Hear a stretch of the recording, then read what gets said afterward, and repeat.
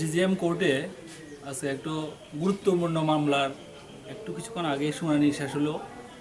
এই মামলাটা মূলত শুরু হয়েছিল 13/11/2013 তারিখে, যখন পুনিরামপাড়ায় আমাদের লুধুয়া টি গার্ডেনের সঙ্গে কয়েকজন কাঠকুড়ানি মহিলা কাঠ কুড়াতে গেল। তখন সকাল আনুমানিক 9টা হবে, তখন একটা ডেড বডি দেখলো। ওখানে একটা উপজাতি যুবকের মৃতদেহ রক্তাক্ত অবস্থায় পড়ে আছে।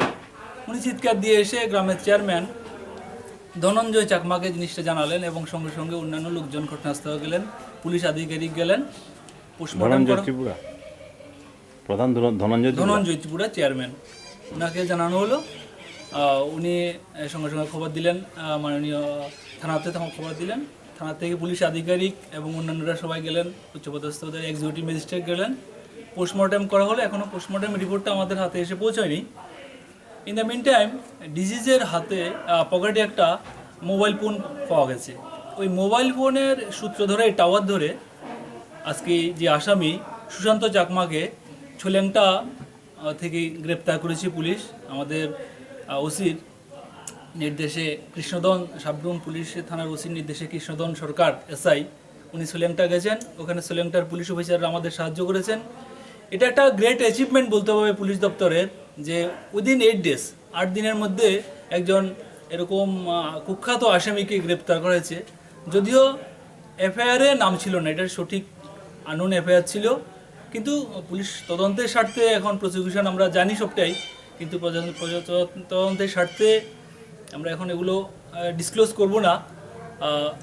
কারণ অন্যান্য এই যেভাবে রক্তের অথবা যেভাবে খুনের মোটিভটা দেখা যাচ্ছে যে এখানে একজন লোক এরকম এটাকে খুন করতে পারবে না, এই লোকটাকে।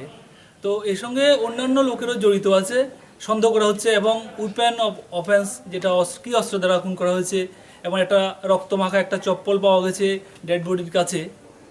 সব কিছু মিলিয়ে পুলিশ 7 দিনের পুলিশ রিমান্ড চেয়েছিল, এবং মাননীয় মহকুমা ম্যাজিস্ট্রেট ধর্মেন্দ্র দাস মহাশয় সমস্ত কিছু বিচার বিশ্লেষণ করে দুপক্ষের সওয়াল জবাব শুনে প্রসিকিউশনের পক্ষে এবং পুলিশের পক্ষেই উনি রায় দিয়েছেন যে আগামী 5 দিন পর্যন্ত ওকে পুলিশ কাস্টডিতে রেখে জিজ্ঞাসাবাদ করতে পারবে।